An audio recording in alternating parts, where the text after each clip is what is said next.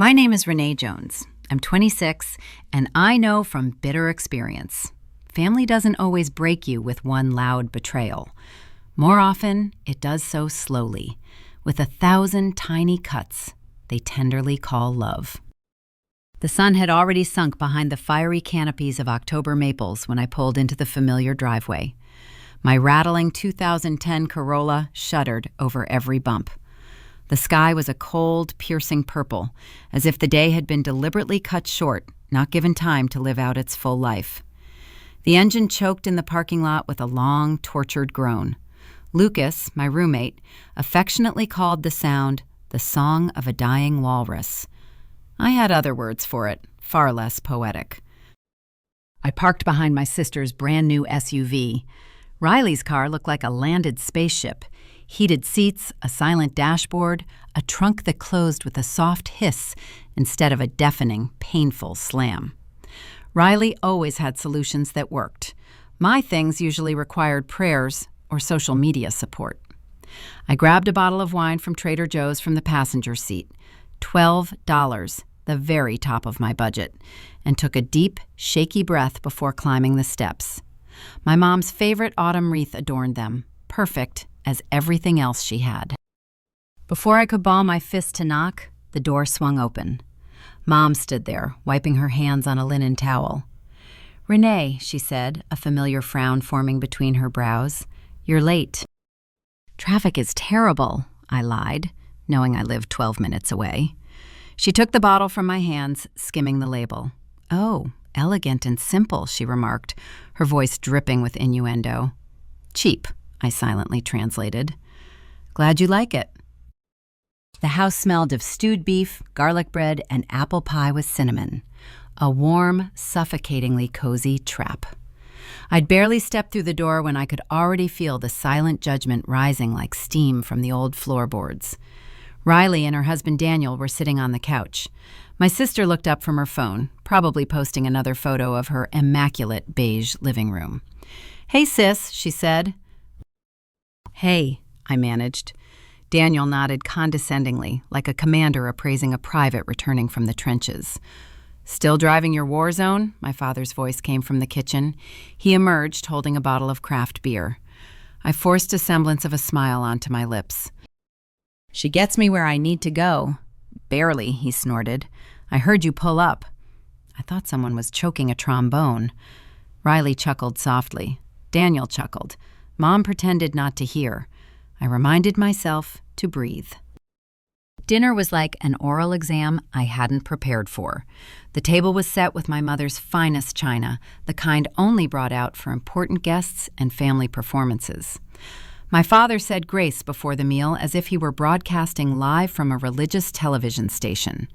Dishes were passed around and casual conversation flowed along safe, well-worn tracks. And then it happened. "So, Renee," Mom began gently, spooning green beans onto my plate, "what's new with you? Any important updates?" I hesitated. Sharing something so intimate with them was like sticking your hand into a cage, always risky. But I'd carried this dream inside for so long, guarding it like fragile glass. "Yes, actually," I said quietly. "I'm saving up. I'm planning on buying real estate." The silence fell thick, palpable. Riley froze, stopping scrolling. Daniel raised an eyebrow. Dad looked at me as if I'd just announced my decision to join a traveling circus. "You?" Dad burst into loud, booming laughter, rattling the crystal glasses. "Are you planning on buying real estate?" A hot wave of shame rose to my ears. "Why is this funny?" I whispered, my voice shaking. "Honey," Mom interjected, in that condescending tone that always meant, "You're wrong, but I'll pretend I care. The real estate market is really tough." "You need impeccable credit," Riley added immediately. "And a substantial down payment," Daniel chimed in. "And experience," Dad finished, sipping his beer. "A lot of experience." "I already have $15,000, I said, clutching my napkin under the table. "The goal is $30,000. Dad laughed even harder. Riley smiled as if she were watching a child trying to draw a horse and coming up with a shapeless blob. You can't even afford a decent car, Dad said, sobering up. And you think you can afford a building? I caught my breath. I was doing research, I muttered, feeling my words weaken. I want to build assets, not pay rent forever. Research, Riley repeated with a slight grin. How sweet. Yeah, your car is one big mess, Dad added. Fix that first before you start dreaming about buildings. Then Mom reached across the table and stroked my palm. It was exactly the same as petting a dog who's been begging for a handout for too long and too persistently. Maybe start with something small, dear, she suggested sweetly, like a parking space. A parking space. They didn't see me. At all. I slowly glanced around the table, searching the faces of those who claimed to know me best. They all looked the same. Condescending smiles, pity, or simply quiet pleasure at the spectacle unfolding. Just like in childhood. You know what? I said quietly but clearly, pushing away the almost untouched plate of perfectly baked beans. I don't think I'm very hungry. Mom frowned as if I'd broken her favorite vase. Renee, don't be dramatic. Dramatic? My voice wavered, betraying all the pain I was trying to suppress. I'm sharing something important with you, and you all laugh. Dad sighed heavily, putting down his beer. You're too sensitive. We're just being honest. It's constructive criticism, Riley echoed, crossing her arms like an expert. We need to be realistic. No, it was cruelty, neatly packaged in the pretty wrapping of caring. I rose from my chair. The wooden legs scraped unpleasantly against the floor. Thank you for dinner. Sit down, Renee, came the paternal command, low and commanding. There was no request in it. No. I snatched my jacket from the chair in one motion and headed for the door.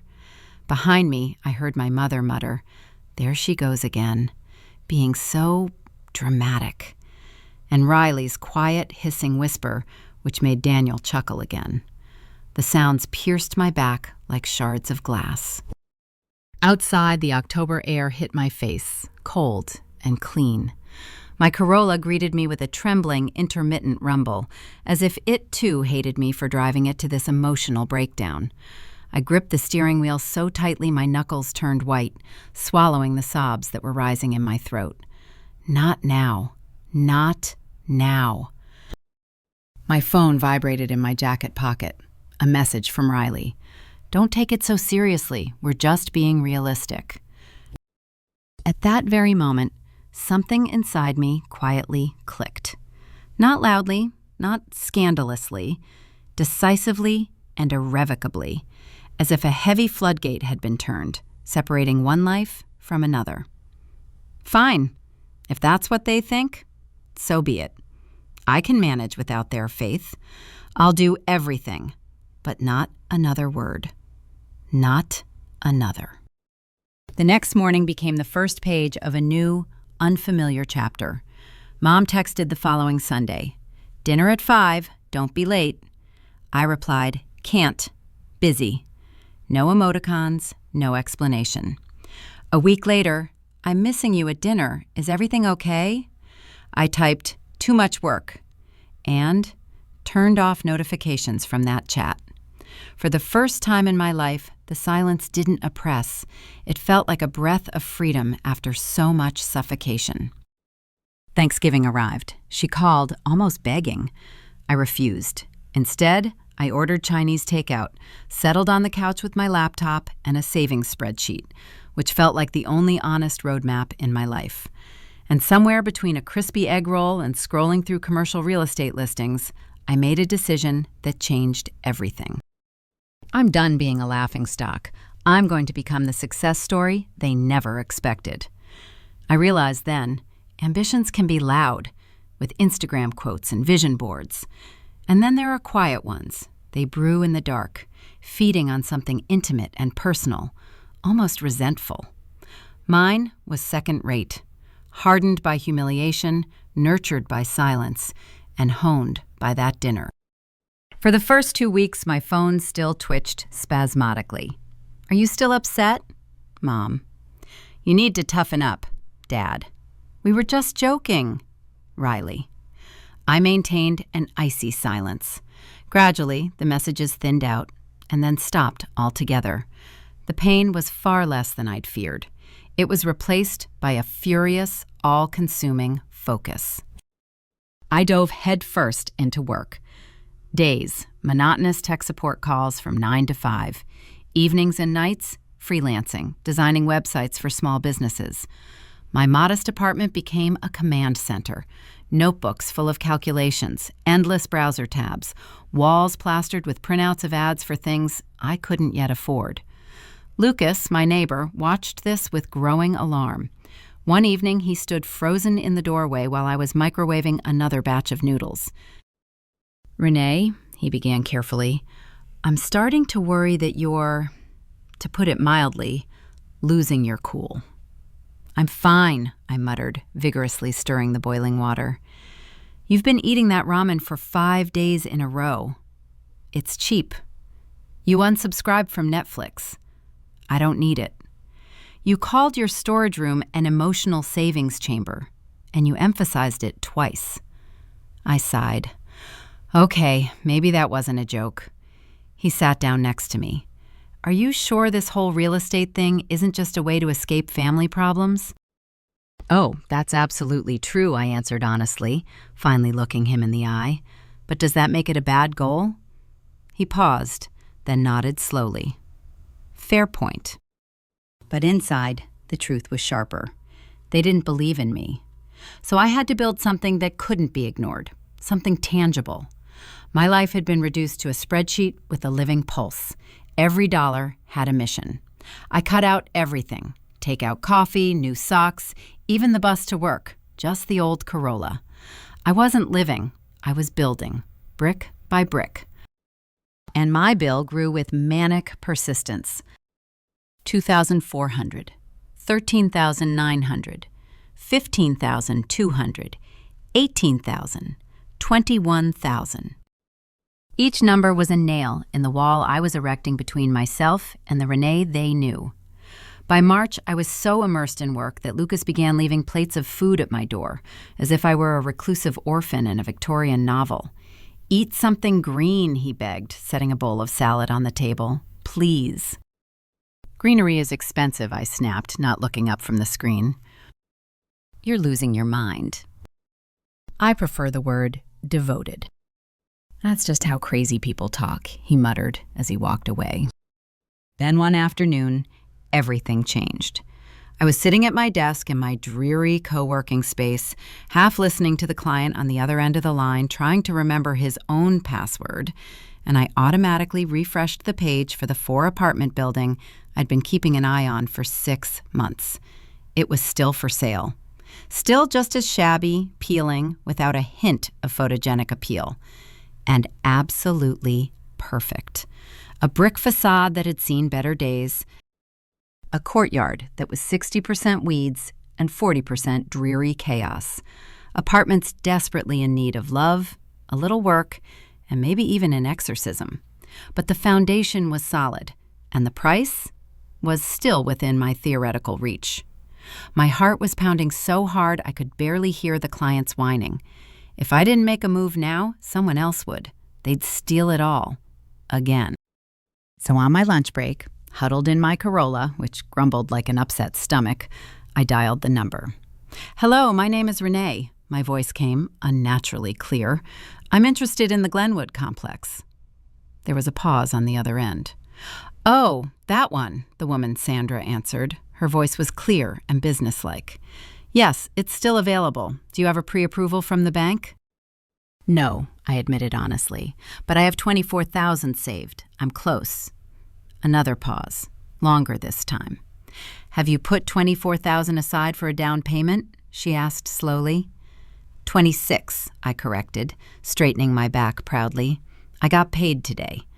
Sandra laughed softly, not mockingly, surprised. "You're seriously saving up. You have no idea how much." We scheduled the viewing for Saturday. When I hung up, my hands were shaking so badly I couldn't get the key into the ignition. That evening, Lucas found me pacing the living room from wall to wall. Did someone die? He asked, stopping warily in the doorway. Maybe it was me, I blurted out. I'm going to see the building on Saturday. The bottle of soda he was holding clinked as it slipped from his hand and rolled across the floor. Are you serious? I think so. Oh my God, okay. Should I buy champagne? I can't afford champagne. Sparkling water, perfect. And I'm proud of you, he added more quietly, and the words struck me deep in the heart with a warmth I'd lost the habit of. Saturday arrived like a court date, impossible to retake. My Corolla coughed and groaned at every turn, as if insulted by my very ambitions. Sandra was already waiting outside the building, a woman of about 50 in an immaculate blazer that would intimidate even this old brick. She glanced briefly at my car, saying nothing, but assessing everything. Renee? It's me. We looked at the apartments. The first one is rented by a young couple, neat, pays on time.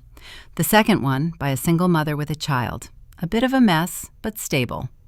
The third one by 2 students, living in organized chaos.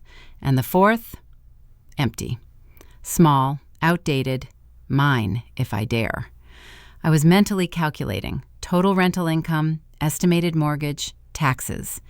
If I moved into this fourth dump, I'd be living practically for free. It was damn real. So what do you think? Sandra asked. And I thought I was terrified. That my family would laugh until they cried if they found out. That I could lose everything. And that this might be the only chance in my life to build something that would truly be mine. I want to propose, I said. And the world didn't end. The next 72 hours flew by in a haze of paperwork, nervous sweat, and sleepless nights. A mortgage application, statements, endless waiting. 3 days later, right in the middle of a work call, the phone buzzed. The lender's voice was calm and even as he said, "Renee, you've been approved." Approved. I leaned back in my chair and everything swam before my eyes. My hands went numb. I called Sandra, my voice breaking into a shriek. "Approved!" "Great," she said, and I heard a smile in her voice. "Let's make it 275. My heart sank. Do you think they'll accept? I think they'll haggle, but we'll give it a try. 2 days later, she called again. Her tone was different, light, almost celebratory. "Renee, they accepted." "What?" "They accepted. No haggling." I had to sit down on the floor in the middle of the office hallway. My head was spinning. I'd done it. I, Renee Jones, the girl with the car taped up and the thrift store notebooks, had bought the building. A real, brick, 4-unit building. That evening, Lucas, breaking all our meager rules, brought takeout pizza, which neither of us should have been able to afford. We sat cross-legged on the floor of my room, the pizza slices hanging limply in our hands.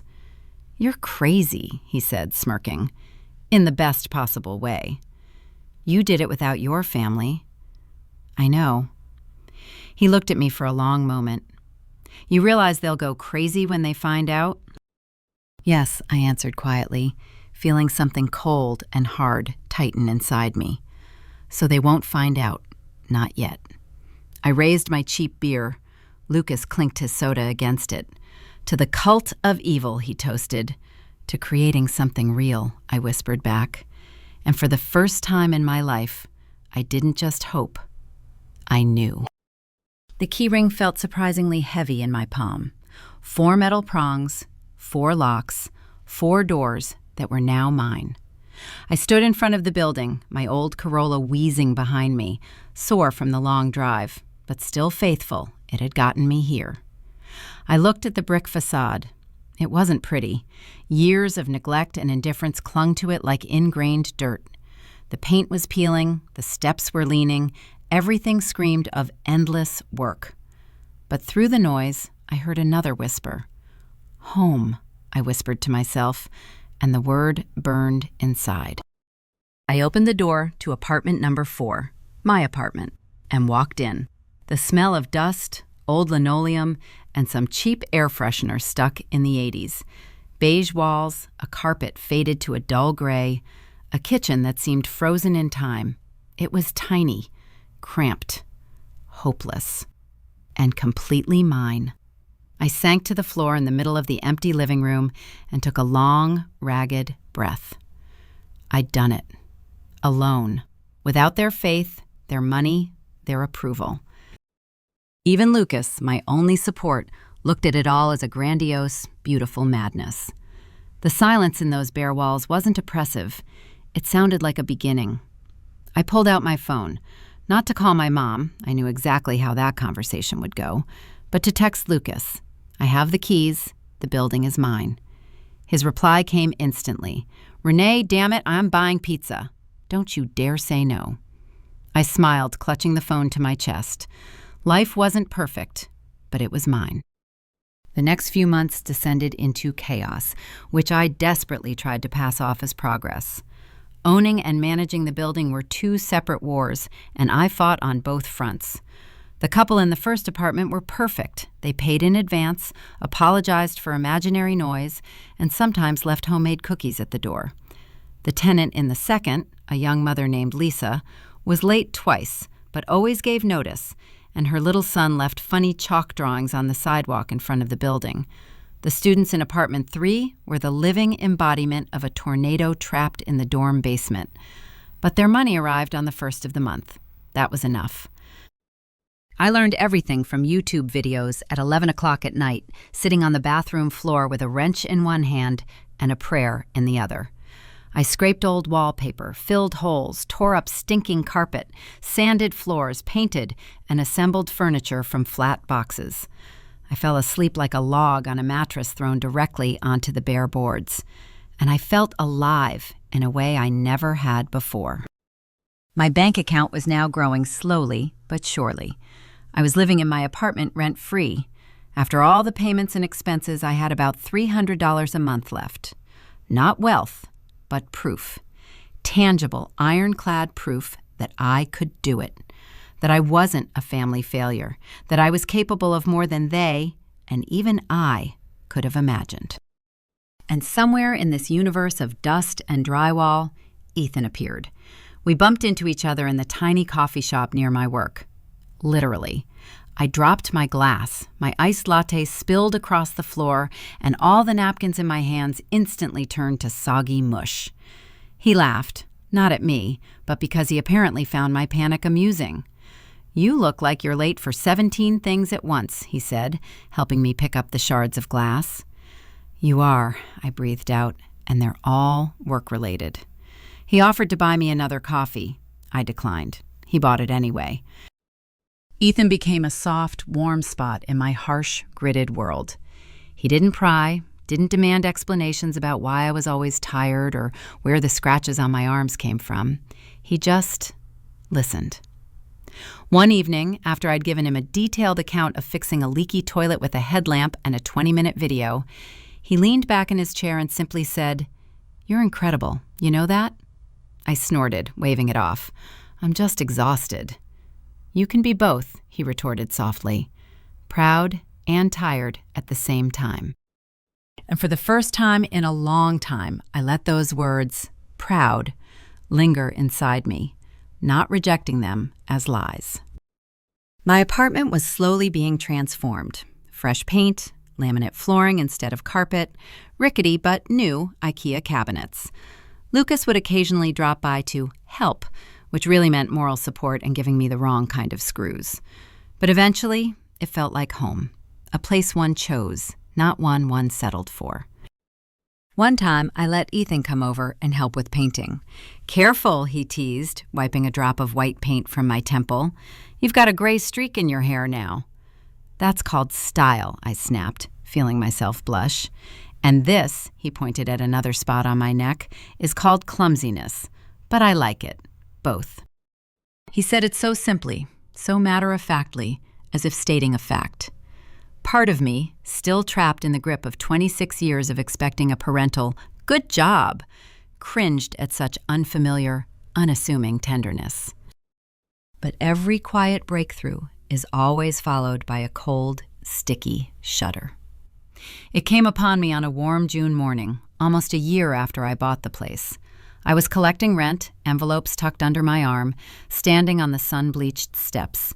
The sun's rays glinted off the paint stains that had never washed off my forearms. The tenant from my first apartment, Mr. Ellis, waved as he left for work. "Thank you, Renee. You're the best hostess," he called out the window. I waved back, my smile genuine. At that moment, a car slowly crawled down the street.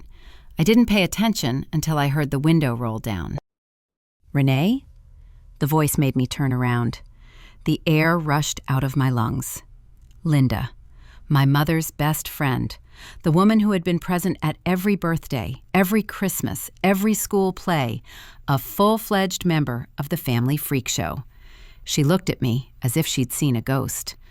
"Hello, Mrs. Linda," I managed, stepping down to the sidewalk. "What are you doing here?" Her gaze darted from me to the house and back again. Mr. Ellis was just passing us on his way to his car. "See you next month, Renee," he said as he walked. Linda's eyes widened, her lips parted in a silent question. "Renee," she whispered, do you work here?" My heart pounded in my temples, hissing like a cocked trigger. I could have lied. I could have said I was helping a friend, visiting acquaintances. But the bitter aftertaste of years of hiding my victories rose in my mouth. Why? To spare those who didn't believe in me again? No, my voice was quiet but clear. I own this building. Linda blinked sharply. "You own it?" "Yes." She turned off the engine and got out of the car. Her expression was one of confusion bordering on disbelief. "Since when?" "Almost a year." She shook her head slowly. Does she know?" "No." "Why, Renee?" I swallowed. "Because the last time I told them about my plans, they laughed at me." Her face softened briefly with understanding, but almost immediately frowned. "Oh, dear." "It's okay," I said quickly. "Everything is fine." "No, it's not okay," Linda countered with maternal firmness. "And I have to call your mother." A painful tightening tightened in my chest. "Please, don't." "But she needs to know." "She hasn't asked about my life for a year," I blurted out quietly, but with such bitterness that Linda took a step back. Not a word. This plunged her into silence. She looked at me, at my working hands, at the confident posture that had developed over the months. After a few seconds, she nodded slowly. "Okay, I won't call her today. But Renee," her gaze turned sad, "they'll find out anyway, one way or another." An icy shiver ran down my spine. She got back in the car and drove away, leaving me standing on the sidewalk, clutching the envelopes of money to my chest, feeling the solid ground of my achievements sway beneath my feet. She was right. The clock was ticking. Linda kept her promise for exactly 48 hours. For 2 days, I paced my small living room like a caged animal. For 2 days, I flinched at every ring of the phone, seeing it as a ticking time bomb. For 2 days, Ethan silently placed cups of tea next to me and said the same thing over and over. "No matter what happens, you've already built it all. They can't take it away." And on the third morning, the storm hit. The phone rang at 8:12. "Mom!" blared across the screen. My stomach twisted into a tight, painful knot. Ethan, chopping apples at the kitchen counter, looked up at me questioningly. "She?" I nodded, unable to speak. "Do you want me to answer?" he offered quietly. "No," I whispered, but my finger was already reaching for the screen. "Hello?" Her voice crashed down on me like a waterfall, high, muffled, piercing. "Renee, is this true?" I closed my eyes. It began. "What exactly, Mom?" Linda said she saw you at some house, that you were collecting money, and that this house is yours. Renee, what does that mean?"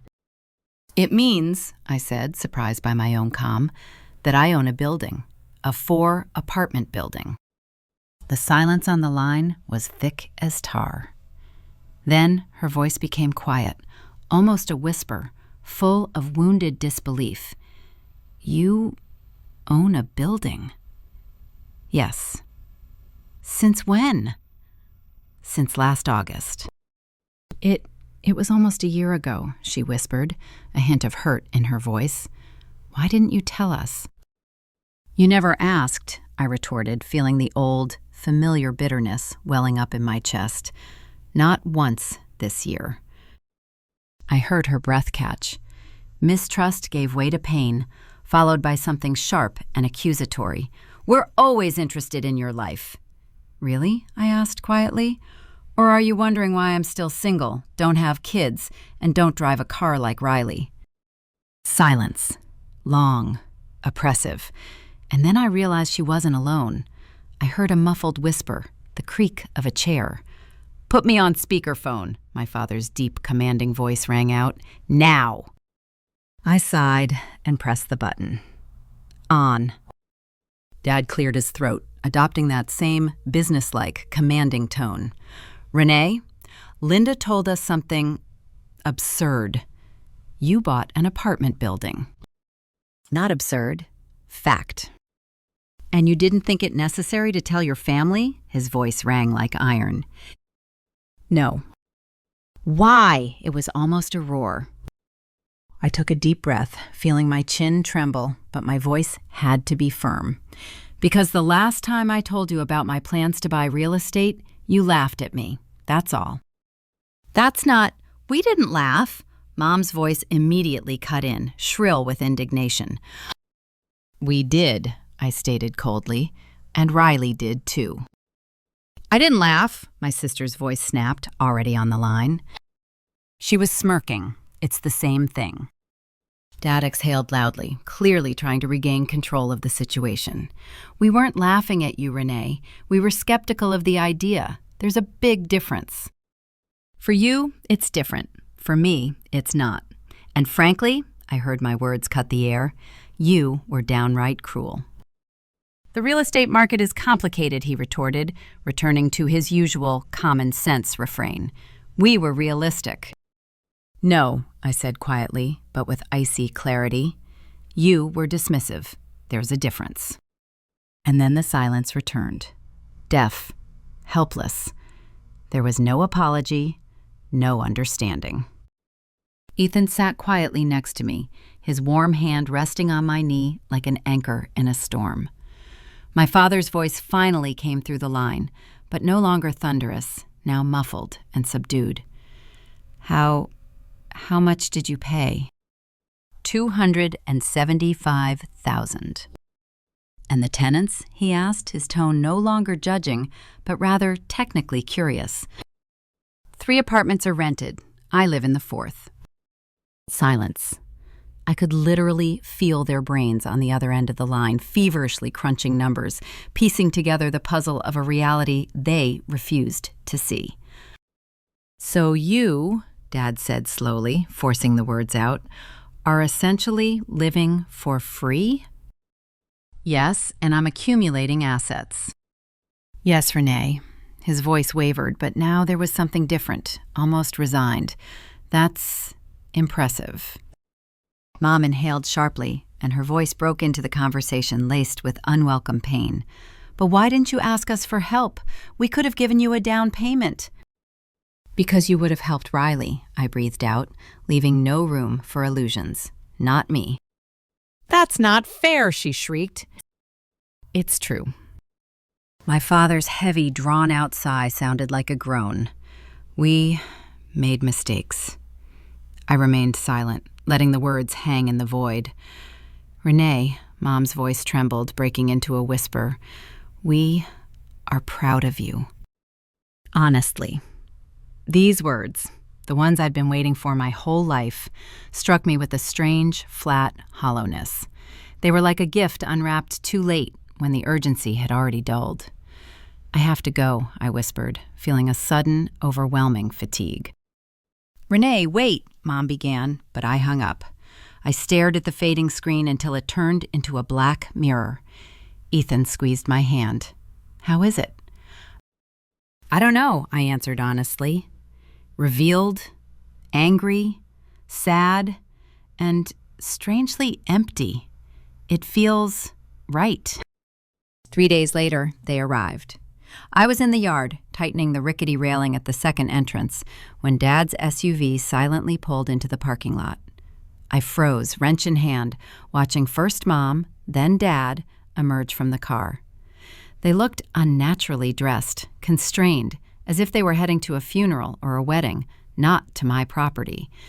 And because of that, they seemed somehow diminished against the brick colossus that was now mine.